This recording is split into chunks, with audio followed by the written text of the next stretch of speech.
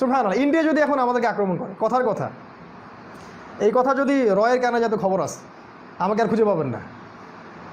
কারণ দেশটা চালায় দেশটা আমাদের দেশের গভর্নমেন্ট চালায় না, দেশটা অন্য জায়গা থেকে নিয়ন্ত্রিত হয়। একটা রেজলিউশনও পাস হয় না এখানে, সব কিছু বাইরে থেকে নিয়ন্ত্রিত হয়।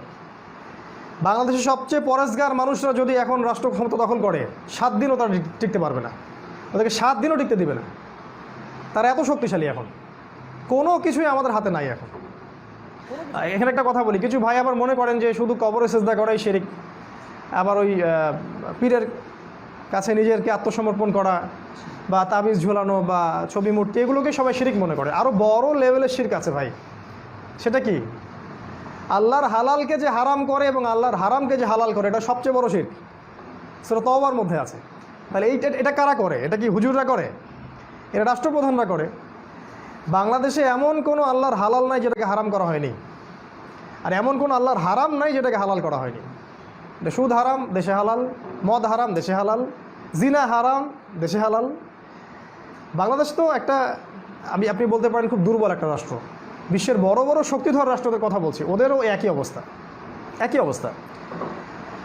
তো এই যে সিচুয়েশনগুলো ওই সময় যেগুলো ছিল, আসহাবুল কাহফের সময়ে বা রাসূল সাল্লাল্লাহু আলাইহি ওয়াসাল্লামের সময়, আপনি যে কোনো নবীর যুগ দেখেন, নূহ আলাইহিস সালামের সময়, ইব্রাহিম আলাইহিস সালামের সময়, এমনকি ঈসা আলাইহিস সালামের সময়, প্রতিটা যুগে যুগে একই অবস্থা ছিল। তো এই যখন অবস্থা ছিল, তখন আল্লাহ পাক তার নবীদেরকে বলেছেন প্রথমত ওই সমাজের মধ্যে থেকেই সবর করে তাওহীদ প্রচার করতে এবং সুন্নাত প্রচার করতে এবং ইসলামের দাওয়া ব্যাপকভাবে দেওয়ার চেষ্টা করতে।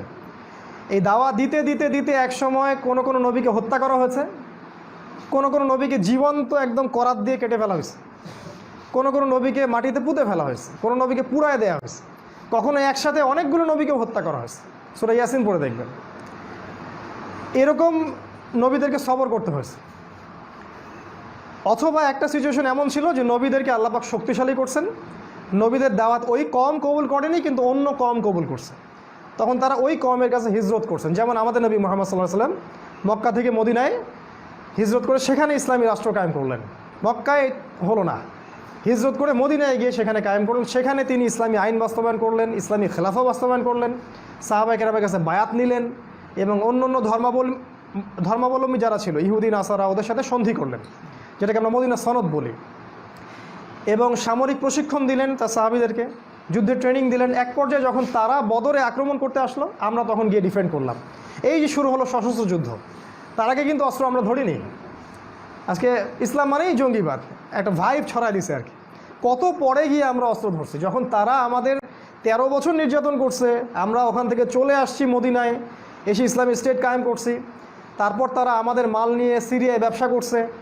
পরে যখন তারা আমাদেরকে আক্রমণ করছে, তখন আমরা গিয়ে বদরে ওদেরকে ডিফেন্ড করছি। এখন যদি পাকিস্তান বাংলাদেশে আক্রমণ করে, আমরা কি ডিফেন্ড করবো না? যারা ডিফেন্ড করবে ওই আর্মিরা কি জঙ্গি হয়ে যাবে? বাজে কথা ছড়ায় সমাজের মধ্যে। সুবহানাল্লাহ, ইন্ডিয়া যদি এখন আমাদেরকে আক্রমণ করে, কথার কথা, এই কথা যদি রয়ের কানে যাতে খবর আসে, আমাকে আর খুঁজে পাবেন না। কারণ দেশটা চালায় দেশটা আমাদের দেশের গভর্নমেন্ট চালায় না, দেশটা অন্য জায়গা থেকে নিয়ন্ত্রিত হয়। একটা রেজলিউশনও পাস হয় না এখানে, সব কিছু বাইরে থেকে নিয়ন্ত্রিত হয়। বাংলাদেশের সবচেয়ে পরেশগার মানুষরা যদি এখন রাষ্ট্র ক্ষমতা দখল করে, 7 দিনও তারা টিকতে পারবে না, ওদেরকে 7 দিনও টিকতে দিবে না।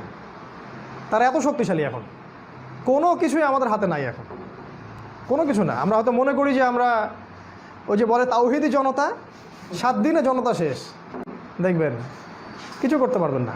কারণ এই বিগত প্রায় 50 থেকে 100 বছরে আমাদের প্রতিটা জায়গা তারা দখল করে ফেলছে, এমনকি আমাদের ধর্মীয় স্বাধীনতাটাও দখল করে ফেলছে। আমি বারবার বলছি যে এমন ধর্ম যেটাতে ওদের কোনো আপত্তি নাই, সেগুলোতে আপনি কোনো সমস্যা পাবেন না। ওরা দিব্যি কাজ করবে, দাওয়াতি কাজ, দেখবেন যে কোনো আপত্তি নেই, কোনো বাধা আসবে না। আর যাদেরকেই দেখবে যে তারা তাদের স্বার্থে আঘাত লাগতেছে, ওদেরকে আস্তে আস্তে আস্তে আস্তে সুকৌশলে তারা ভ্যানিশ করে ফেলবে। আপনি দেখবেন 7 দিন আপনার সাথে আছে, দেখবেন 8ম দিন সেই ভাই নাই। দেখবেন যে 10 বছর একটা সংগঠন বা ফাউন্ডেশন খুব কাজ করলো, 10 বছর পর তাদের কাউকে খুঁজে পাওয়া যাচ্ছে না। আমরা আশা করি যে এর পরে যে সময়টা আসতেছে, তখন তারাও এই সুযোগটা আর পাবে না ইনশাআল্লাহ। কারণ তাদেরও সময় শেষের দিকে, জুলুমের একটা সময় থাকে। আল্লাহ পাক কি বলছেন? আমি প্রত্যেক কওমের একটা নির্ধারিত সময় বরাদ্দ করে রাখছি। যখন এই সময়টা চলে আসবে, ফাইদা জাআ আজালুহুম লা ইয়াস্তাখিরুনা সাআতা ওয়া লা ইয়াস্তাকদিমুন, এক সেকেন্ড আমি আগাবো না, এক সেকেন্ড পিছাবো না।